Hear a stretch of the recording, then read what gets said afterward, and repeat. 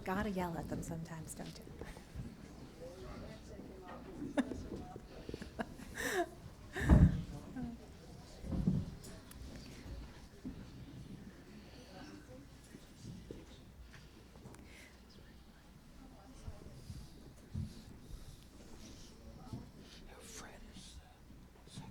Great. Welcome, everyone, to a debate for the Town of Winchester Select Board, sponsored by the League of Women Voters of Winchester.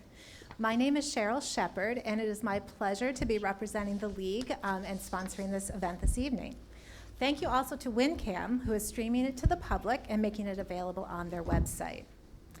The League of Women Voters is a nonpartisan organization with a mission to promote informed participation by all eligible voters and public understanding of major policy issues. We do not support or oppose any candidate or political party. We do take positions about major policy issues after study and grassroots consensus. We are organized at the national, state, and local levels. Our policy positions and activities can be reviewed on the respective websites. If this forum and our mission meets your needs or even inspires you, we encourage you to donate or become a member. All people may join, and student membership is free. This year, there is only one contested seat among the town-wide boards, and that is for the select board seat. Both candidates who are debating this evening, the candidates who are running unopposed, and many of the candidates for town meeting have generously provided the League with information about themselves and about their candidacies. You may find these profiles on our website at lwvwinchester.org. And thank you to all the candidates, some of them here tonight, for submitting your profiles to the League. This evening's debate will be moderated by Margaret Coppy. Margaret is a trained League moderator and a member of the League of Women Voters of Lexington. So without further ado, I'll turn it over to Margaret. Thank you. Good evening. The Winchester Select Board has 5 members, each serving a 3-year term. Election for these seats is staggered. This year, 2 candidates are running for 1 seat on the Select Board. The candidates running for Select Board are seated up front. They are Vincent Dixon and Michelle Pryor. The rules for the debate are as follows. Each candidate will have up to 2 minutes for an opening statement. The order of speaking was determined ahead of time by a coin toss, and Vincent won the coin toss and elected to go second, so that's why we're doing it that way. After that, I will ask the candidates a series of prepared questions in rotating order. Each candidate will have up to 90 seconds for each answer.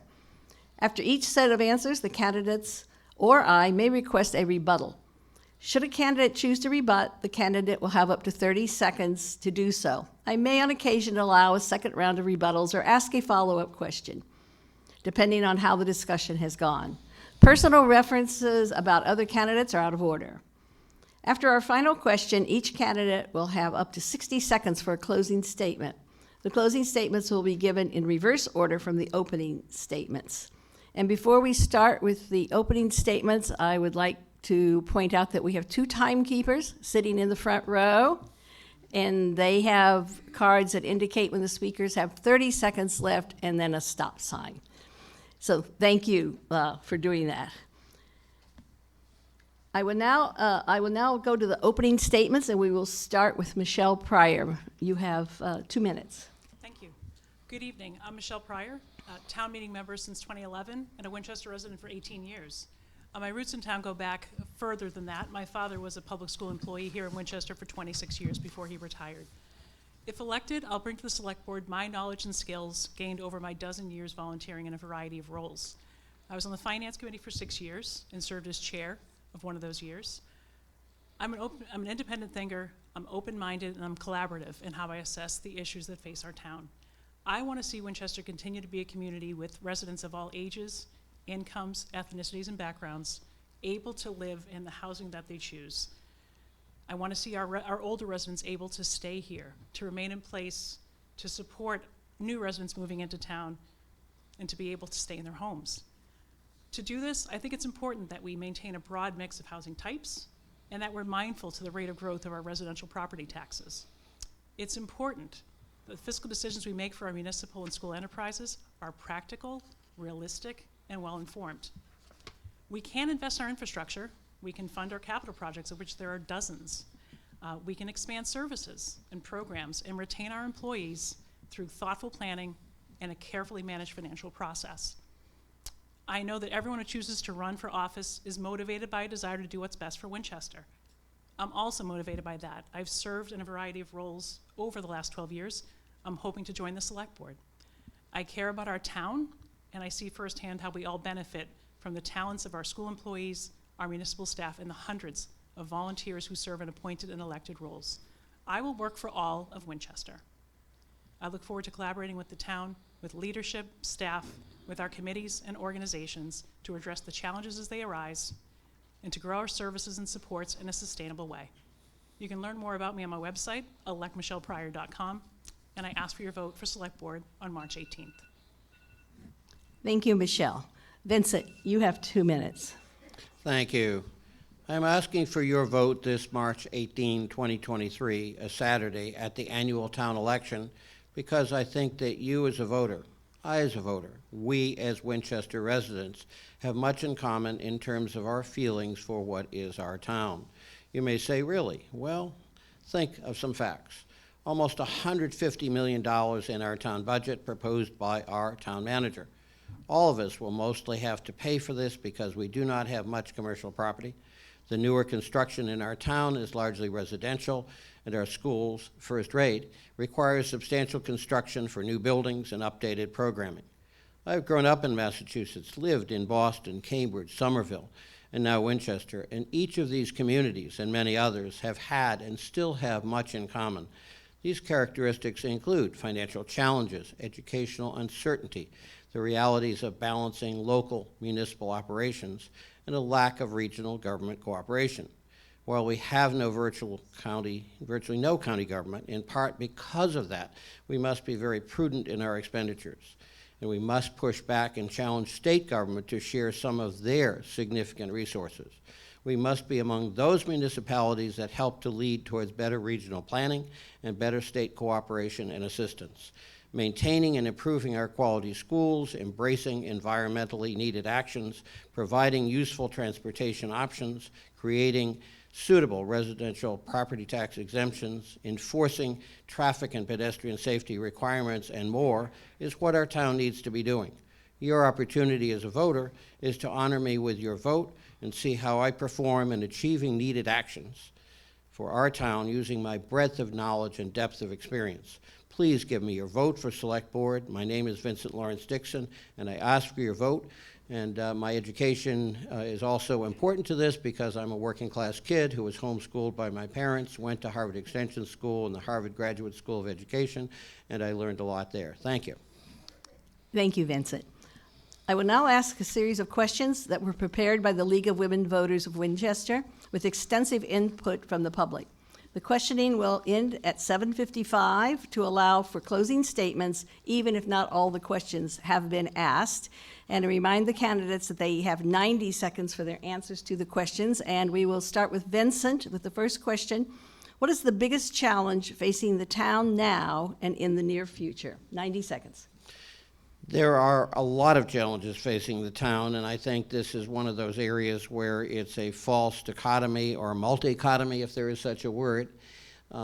We have to have balanced and reasonable, modest development to pay the bills for this town. Among other things, we have to, if we have a good school system, which we do, we have to eliminate the lottery for preschool and make sure that all parents and children who wish to go to preschool have that option. To say we have a good school system and then to have a lottery for those at the first rung is frankly disrespectful. I'm committed to that. I'm committed to looking more fully at the whole issues of financial responsibility. And part of that is the rule of law. We have to make sure that government is more transparent. I pledge to share the information about decision-making, as I've done throughout the several years I've been involved, including at the Finance Committee. My opponent and myself share some of that experience and that knowledge, and I think that's important in terms of assessing not just where the town is, but where it should be going in the next few years.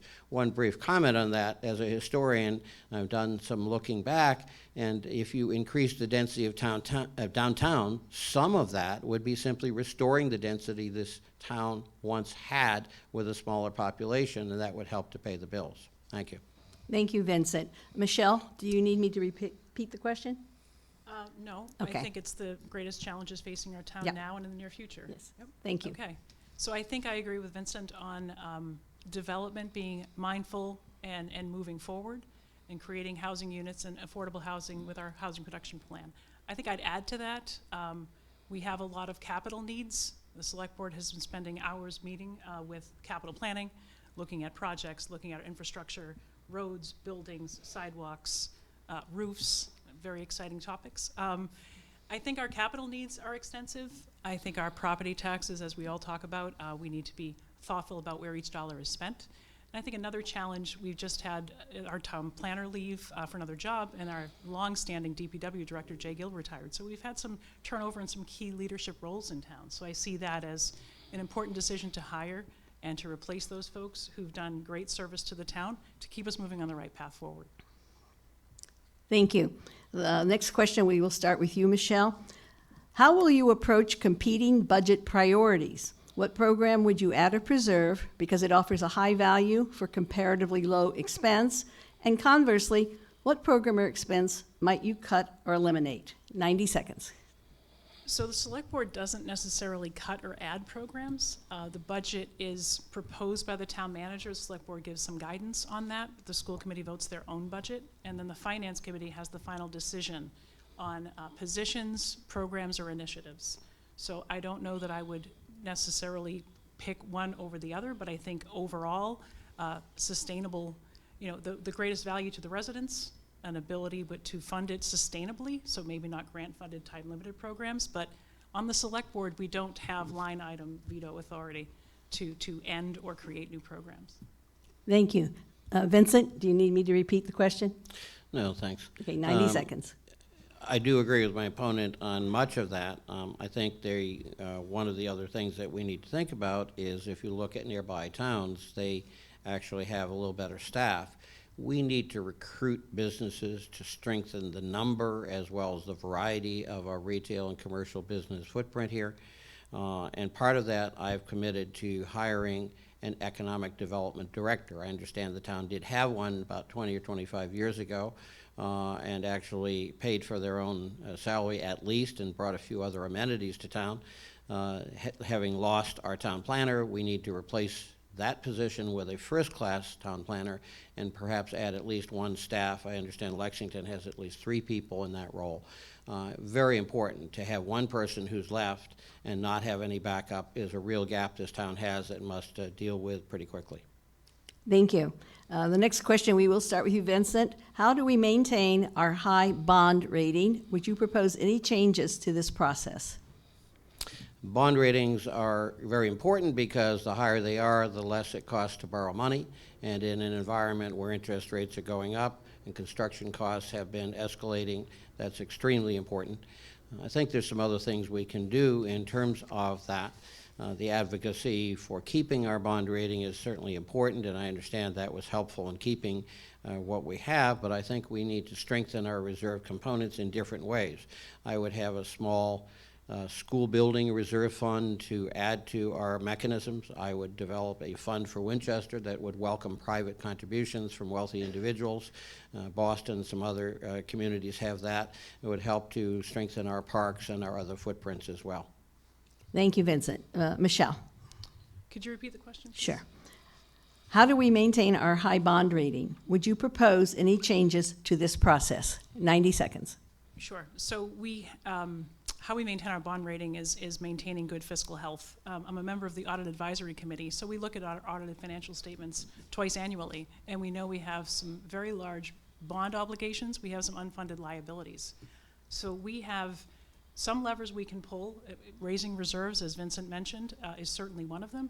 But we could also look at Standard & Poor's as another rating agency. We have worked with Moody's, considered the gold standard for municipal rating, but Standard & Poor's is another option for us if we wanted to look for different standards, different measures.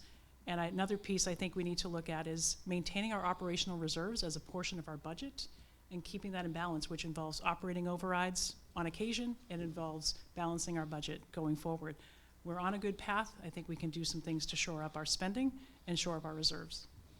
Thank you. Michelle, we'll start with the next question with you. What new initiatives would you propose, and how would you work with other town committees, boards, and town meeting to meet our affordable housing obligations? Sure. I think we had a good start with the accessory dwelling units at Fall Town Meeting.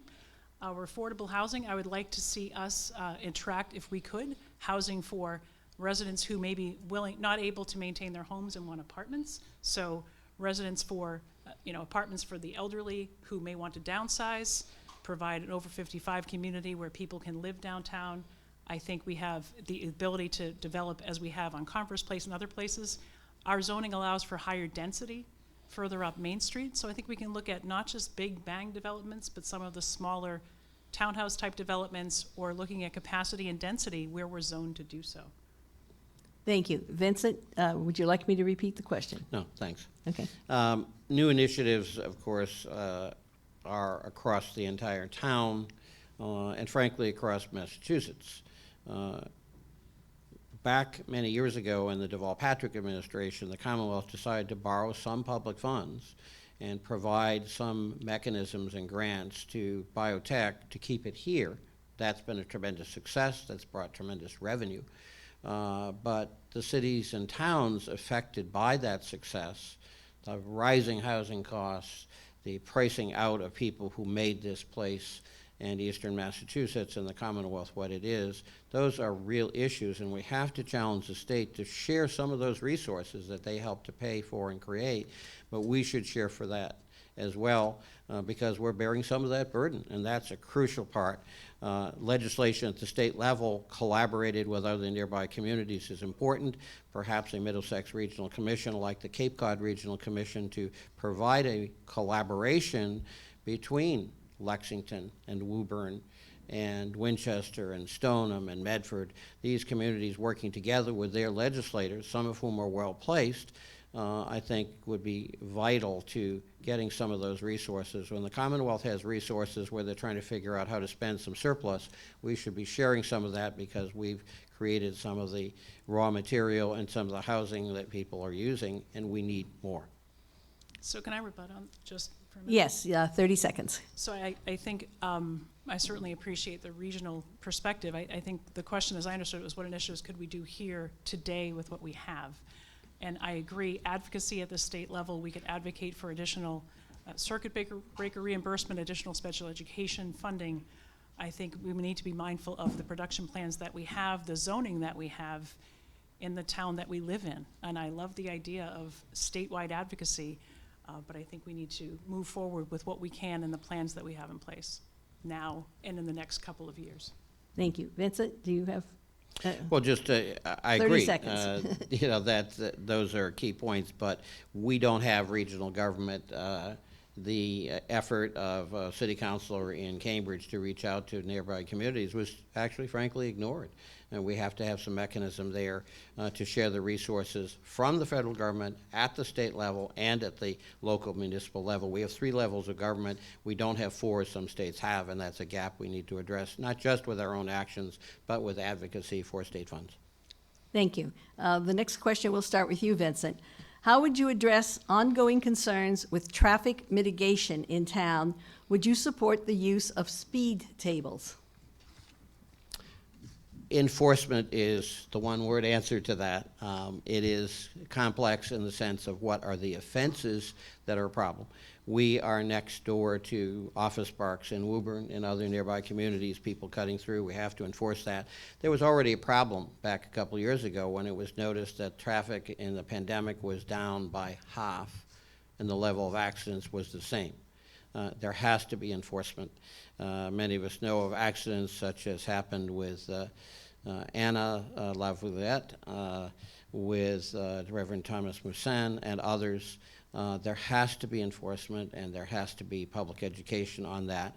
But there's some other things that can be done, and we can touch during the rest of this debate or format on other areas, including perhaps some kind of reestablishment of some shuttle service that would help people coming into downtown. Thank you. Michelle? Yes, so it's traffic mitigation and specifically speed tables, right? Yes. Okay, so who doesn't love a speed table? No, just kidding.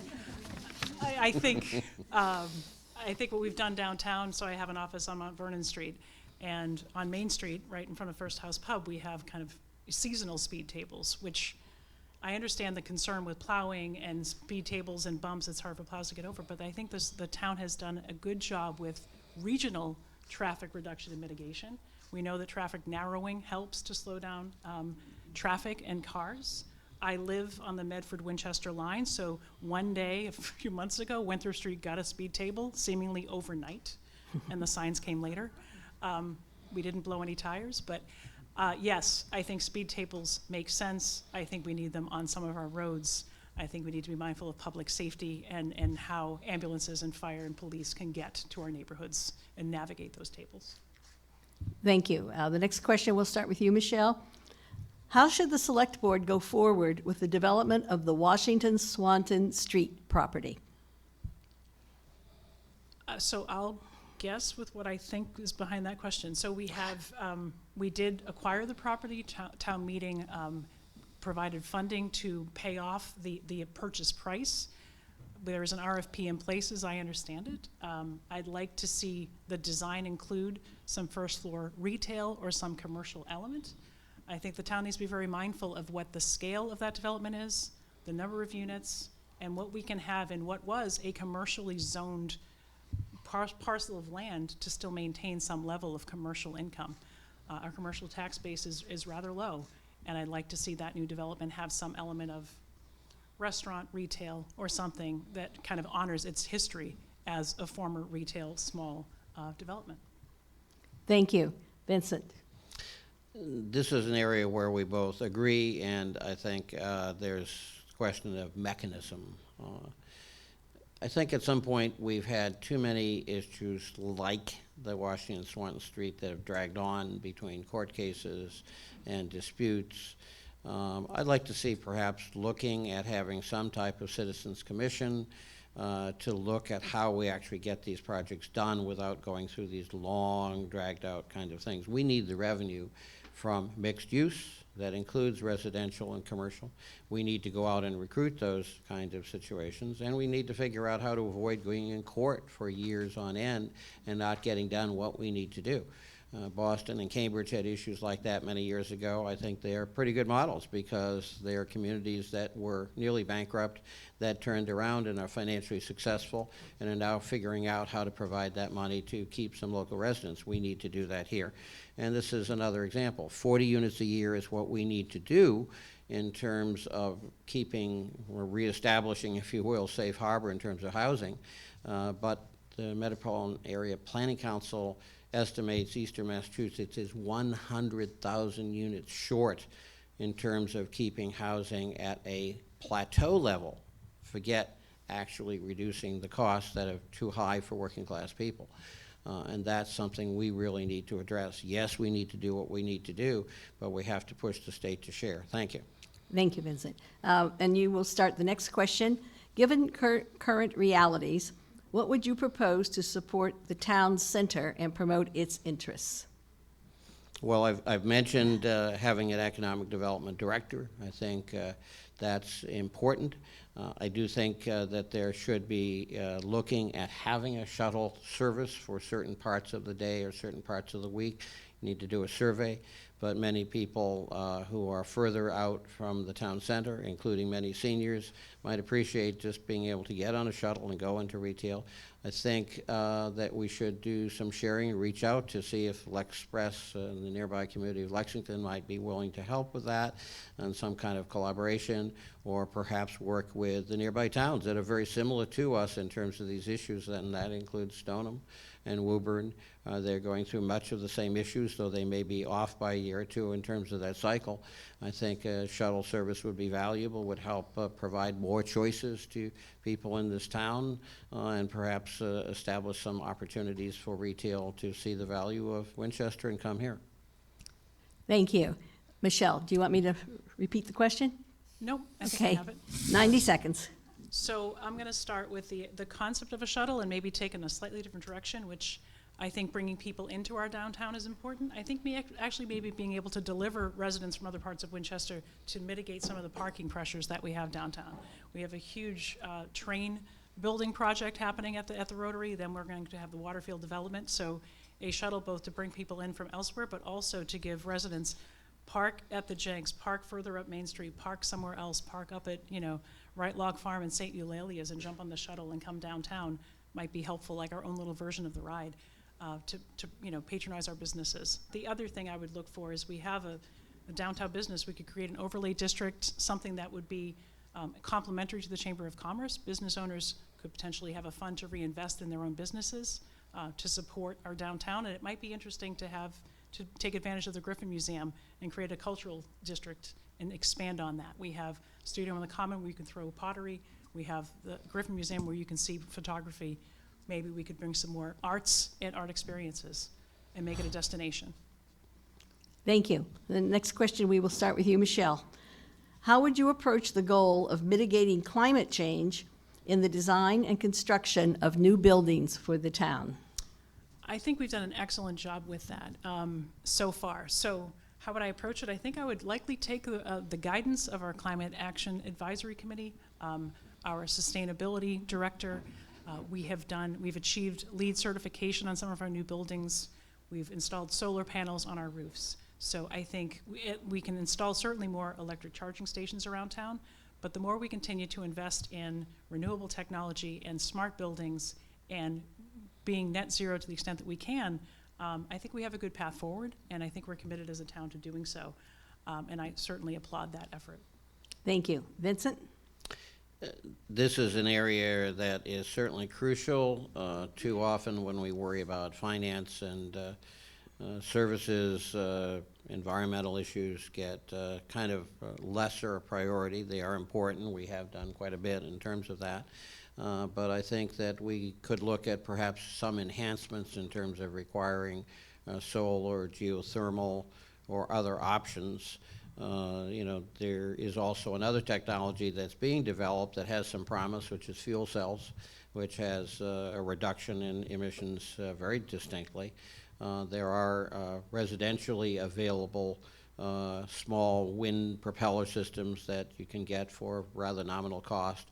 Basically looking at environmental concerns and energy stabilization, you want to look at a portfolio of different technologies and mechanisms, and perhaps a stronger education effort. This comes back to communications by the town.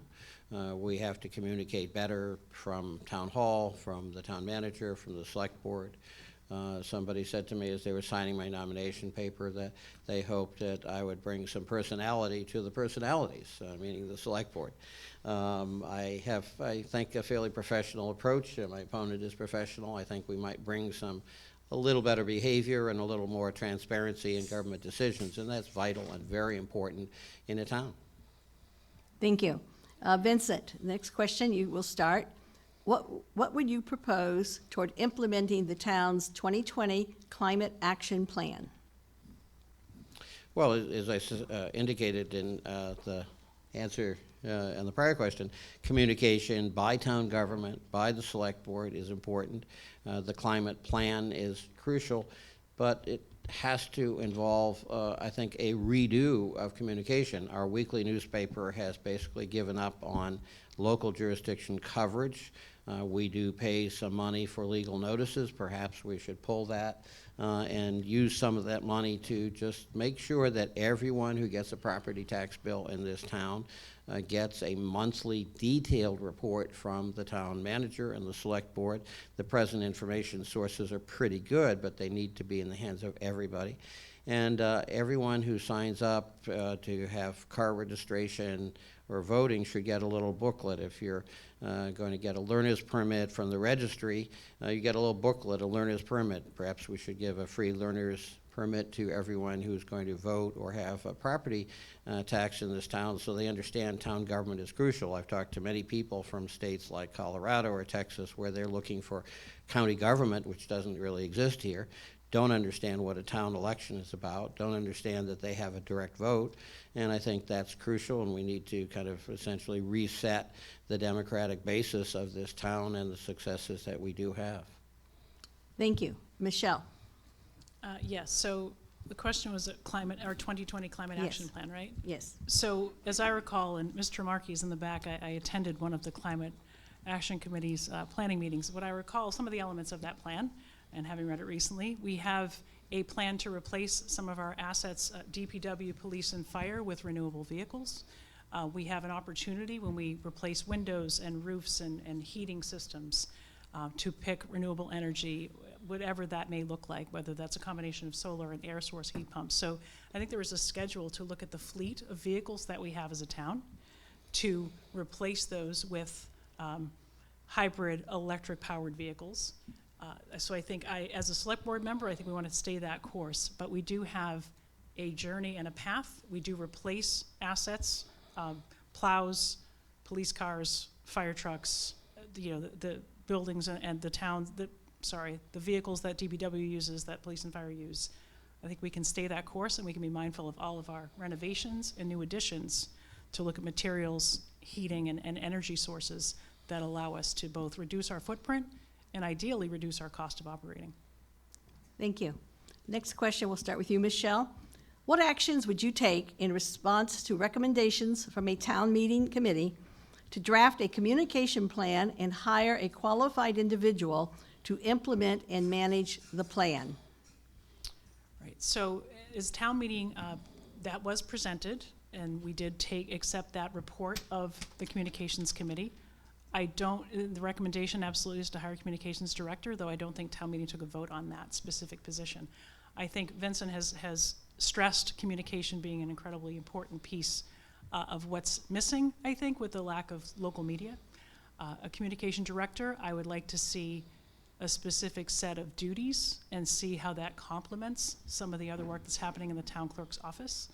And I think first we want to just look at all of our communication channels before we hire a director, such that that director has clear goals and clear duties that will help advance the needs that our communication study committee identified, and that people have told us as we've been talking to folks, the needs that they have to learn more about what's going on. Thank you. Vincent? Certainly, I think I agree with everything that Michelle has noted. I think pretty much most everyone in town who's aware of these issues, agrees. I think the town of Lexington and some other communities nearby have addressed these issues as well. And I think that's just communication is important, but also public education to make sure that everyone every year realizes that they have a grassroots participation and vote here. Boston has 13 members of the city council for give or take 700,000 people. We have the legislature, which is the town meeting of 192 people, plus the executive instead of a mayor, the 5 members of the select board. And these are mechanisms that provide channels for constituent needs, complaints. The bright, intelligent, and clever people of this town can use those channels, but sometimes they forget that, or newer people aren't familiar with these unique mechanisms that we have. Beyond that, we have to go back and look at public education in many ways. Thank you. Thank you. Vincent, the next question. How can we make service in town government more inviting to women, young people, and people of different ethnic backgrounds? Well, this comes back, of course, to public education. We also do have a number of people who are people from other countries who, for various reasons, do not really find it convenient to become citizens. We did have a narrow victory, I believe, at town meeting last for local residents that have the right to vote. Some people have the notion that if you live here and they're not a citizen, you don't have the right to vote. As a historian, I can tell you, if you go back to the 1800s, if you were a resident from a foreign country and you signed in and you behaved yourself and did not break the law, you could vote in local elections. Not in national elections, not usually in state elections, but in local community elections. And remember that significant numbers of your neighbors have children who were born here, and their parents might have been born somewhere else, and having the ability to vote gives them the right to say something about their children in a way that not everyone understands. It is crucial to allow people who pay taxes and are part of our neighborhoods and our community to have a voting say, though it may be controversial to some. Go back and look at the history, and you'll see that traditionally local people who were resident here, even if they weren't born here, did have a right to have a say at the local level where they pay their taxes, where their children go to school, and where you hope them to be giving good people in the future. Thank you. Michelle? I love this question, actually. So I actually had lots to say on this one. I think the first thing we can do is, as town meeting members, as neighbors, as the select board, as any group, is start to role model thoughtful, respectful debate.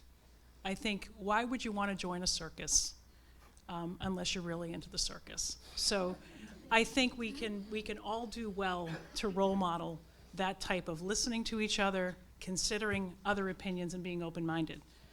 As it relates to representation of women, youth, and people from other backgrounds, we can advocate, we can share what fun we have doing the things that we do as volunteers, we can recruit our neighbors, we can invite them to meetings.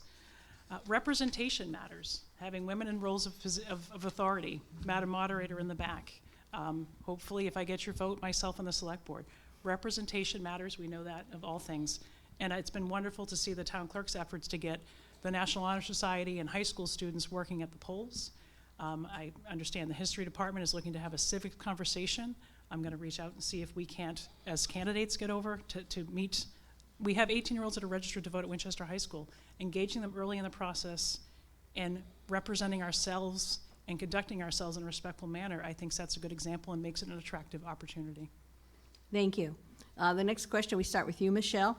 Does Winchester need to do more than it is doing today to advance affirmatively anti-racist policies and procedures?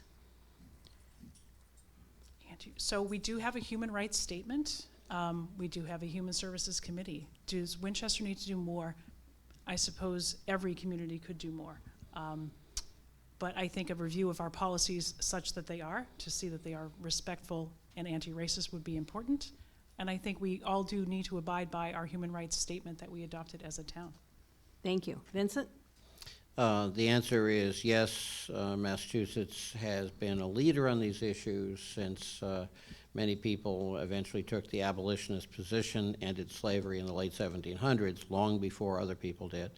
But housing actually is something that is crucial to this. When you have 100,000 housing units that have not been created in eastern Massachusetts, that drive the cost of living up to the point where working class people would have to pay $2,000 or $3,000 a month. I think the recent Globe story analyzed that to buy a home in Boston in the bottom third of the housing market, you would have to earn $138,000 a year. That's terrible.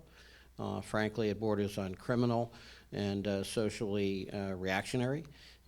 Those housing units have to be built, not just the 40 per year here, but across eastern Massachusetts with state assistance, with some really recognizing that housing is an emergency issue, and if you can't afford to buy or you can't afford to even rent, you're going to lose the people at the bottom of the social ladder whom we need to help learn in the vocational schools to become plumbers, to become electricians, to be contractors, to be people doing road work. We're losing those people. We're going to lose them to the point that we can't even do. We had some problems with supply with the construction of the existing projects we had. Thank you. Vincent, next question. Would you propose any further negotiations or changes in the planned development of the Waterfield lot by Civico? Did I say that right? You did say it right, yes. Thank you. Sorry. Yeah, I was guessing. Yeah, I figured you needed some validation there, sorry. Thank you. Okay. That is such a poor example of how to do something. I think the negotiations ultimately, when you get to a project like that, are the ones that are best left alone, that the negotiations are done. I think the biggest mistake was that there was a referendum to stop the project. It sent a bad message. It exposed us to hostile 40B, to losing safe harbor. Those are not very good things. We have to probably have a citizens commission to figure out how some of these projects just get done, that we avoid litigation, that we increase perhaps beyond the 40 units that are clearly a minimum we have to have, but we have to work on regional solutions as well. All the other neighboring communities are also feeling the pressure, and we also have to forget the NIMBY syndrome, not in our backyard. The people who came here with money, who don't want people like them coming to this community, have to be reminded that we are all humans. Ultimately, I think Bill Clinton used to say 92% of us is genetically the same. We all have eyes, we all have ears, we all have stature in different ways, we all have desires. Let's concentrate on the 92% that we have in common, not the 8% that we don't have in common. Thank you. Thank you. Michelle? Yes, so that specifically, what would we do to renegotiate Civico in that Waterfield development? So Civico has, I think we expected design to be done by now. They've asked for an extension as they do their due diligence. I think I would like to see where that takes the design and what questions they may have to come back. We may need to renegotiate based on what they're seeing from whether it's environmental mitigation or other challenges in the site. But I think we need to let their due diligence play out. I don't know that it's fair to have told the developer that we've accepted their plan, that we've given them the green light to go ahead, and then go back and revisit negotiation. However, things might come up in their proposed design and in the due diligence that they're currently doing that may require that. The plans that they have, the plans that Select Board accepted, the vote that happened, that is done, and we are moving forward with Waterfield. And I think if we need to make some tweaks, we'll see, but I would not encourage us to revisit that until we actually let them complete their process of due diligence. Thank you. Michelle, the next question. What do you appreciate most about the way the Select Board works now, and what would you most like to change? What I appreciate about the Select Board now is the level of effort and energy that they bring and how seriously they all take their roles. There's a lot of great people on that current board. And Mariano stepping down is a loss. He and I served together on the Finance Committee. He has a lot of knowledge and a lot of passion for Winchester and for the town. I think one thing I would like to do differently in that role is to be a bit more planful in where we're going, actually have a work plan, have goals, look at our charter, how we're going to engage with each other, to keep our debate moving forward, to kind of work through the issues that we have, and we do good governance around how we have meetings, how we make decisions, and how we push through the barriers. Thank you. The next question, we go to Vincent. I'm sorry, Yes. not the next question. Do you want me to repeat it? No, Okay. the question, I think, or the answer to it applies to most all of us who have held office in some capacity, and I overlapped with Mariano as well, and his departure is a loss, perhaps to some extent because of the various hostilities. This is a volunteer government. That's something that a lot of people don't realize when they come here. Just about every office that's elected here is somebody committing time that they may or may not have because they care about their community and want it to be a success, and that's crucial. And I appreciate that. On the other hand, the Select Board has at times not been as transparent or open as they need to be. They need to spend a little more time listening out in the community, perhaps. There have been some moves in that direction. There needs to be some training for town meeting members. There's been a little bit of a move in that direction, but there needs to be just a little bit more engagement in terms of that, and that is crucial. We can all do better. We are all a bit tired because of all the issues of the pandemic and government and skepticism and questioning of that over time. but we need to kind of take a deep breath and tell our neighbors and our new neighbors how wonderful these mechanisms are and how to use them so that there's a more informed, vigorous debate at the level of our legislature town meeting. Thank you. Thank you. The next question, we'll start with Vincent. Would you make any changes in how the select board works with other boards and committees in town? Oh, okay. So you want me to set up a teacher pattern here and to talk for about half an hour? I am a 90 bit of- seconds. I know. I'm joking just a little. I have a teaching background, and my father's family were both teachers and librarians, so this is something that we could fill half an hour with. There's no question there needs to be better information. We might go back in history just a little to Governor McCall, a school named after him, who was a very significant governor and presided over, in fact, got going the last constitutional convention in Massachusetts that changed the governor from one-year term to two-year term, and produced a series of proposals that went to the delegates of the Constitutional Convention that led to 9 or 10 amendments, and each one of those amendments had an extensive report about the strengths and weaknesses of the particular proposal and led to some important changes in the Massachusetts Constitution.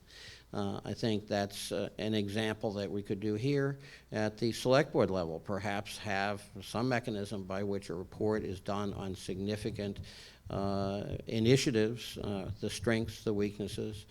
Perhaps you wait till the next cycle, whether it's spring or fall meeting, and have a full report that people are committed to reading and analyzing and talking about, as opposed to somebody at town meeting saying, oh, I never saw this before. Thank you.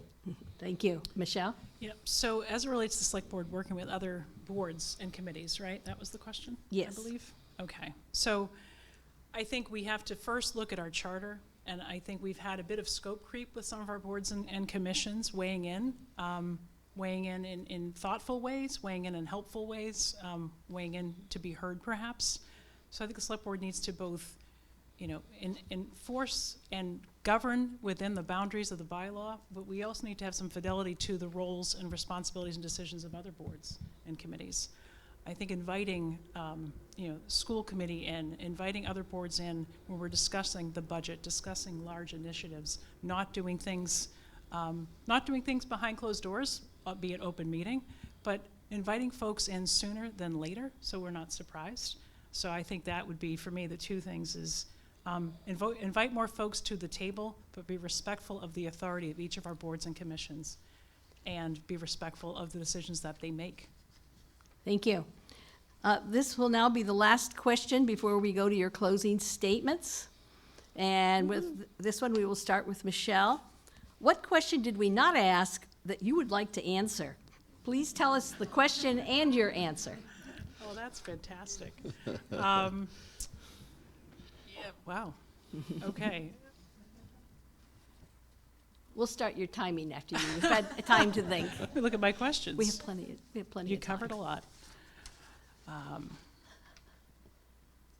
I'll ask the question, should we use free cash on capital projects since we have lots of capital needs?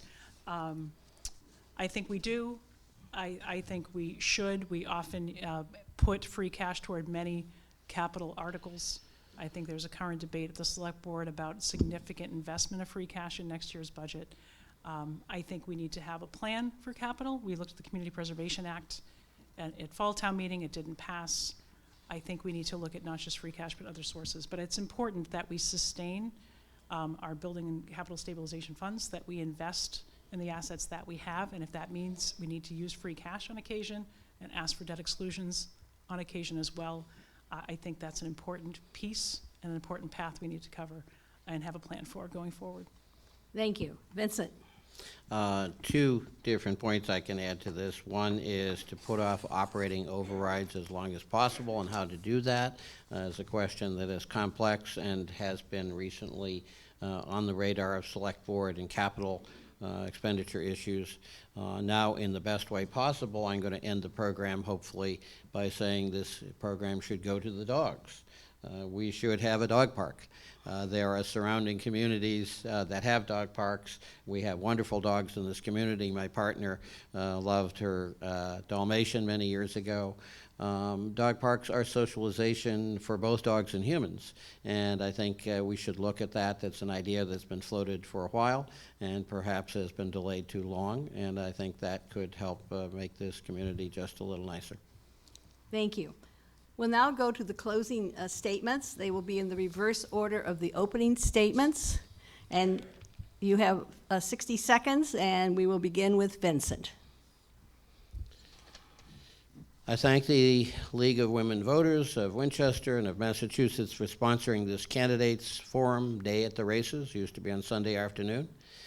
The Jenks Center, WinCam, and the audience, and all staff who made this possible. I also thank my opponent for running with a professional approach in this election at a time when our social interactions are often weak and testy and our political processes are fragile. Mature debate is important, as are thoughtful problem-solving approaches. If you give me your vote for Select Board, you'll be voting for a person with financial knowledge and experience and a sense of stronger communication throughout the community. I'd just like to recognize Representative Day, who's been helpful to our community over the years. The Select Board is like a board of directors or trustees who owe a fiduciary responsibility to the shareholders. Each of you who are voters are shareholders in the corporation that we call the Town of Winchester. I will work hard to make the right decisions for our community, and importantly, to share the issues, relevant facts, and decisions openly before they are made. Please give me your vote, Vincent Lawrence Dixon, for Select Board. Thank you. Thank you, Vincent. Michelle? Thank you. I will echo the thanks to the League, for the Jenks, for Caroline and Marie, who answered a gazillion questions of mine. I've never sat up here and had the debate before. So thank you for your patience, for your guidance, and for hosting this event. Thank you all who came out tonight and stayed. As I talked to folks, I'm sure as Vincent did as well, and talked to folks around town, a couple of themes came up, and they came up in our questions tonight. Communication is a challenge. Traffic is a challenge. Housing is a challenge. So I appreciate the thoughtfulness of the questions that came in from our neighbors, for the ones that were asked and answered. I'm sure the ones that weren't asked, that will come up. I think it's important to know that I think Vincent referenced it, I did as well. I've been on town meeting for 12 years. I stand up sometimes in favor, sometimes in opposition. But one thing I heard in talking to folks is that I have the ability to disagree without being disagreeable. And I think that's an important piece in our dialogue and in our town. I'd like to see, our collaboration continue in Select Board, and I respectfully ask for your vote on the 18th. Thank you very much. And now I'd like to turn the closing comments over to our host. Well, I have some thank yous of our own as we wrap up. First of all, to our candidates for showing commitment to our community by running for public office and for participating in our debate. Thank you very much. Thank you. Absolutely. Also, a thank you to Margaret for moderating our debate.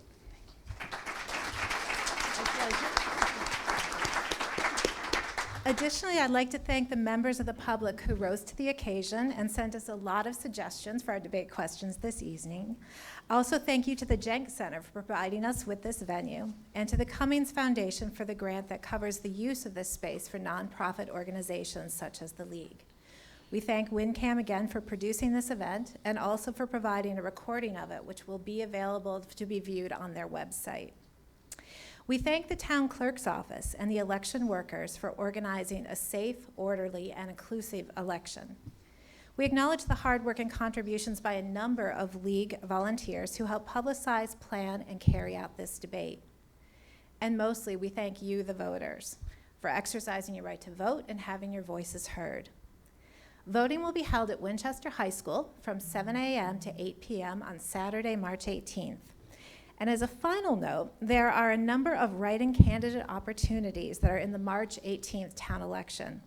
Several races will have fewer candidates than open positions on the ballot, including the Planning Board, the Housing Authority, and town meeting members for precincts 2, 4, and 6. These are opportunities to get more involved, particularly if you have any relevant background or experience, even as a volunteer. You do need to be a registered voter.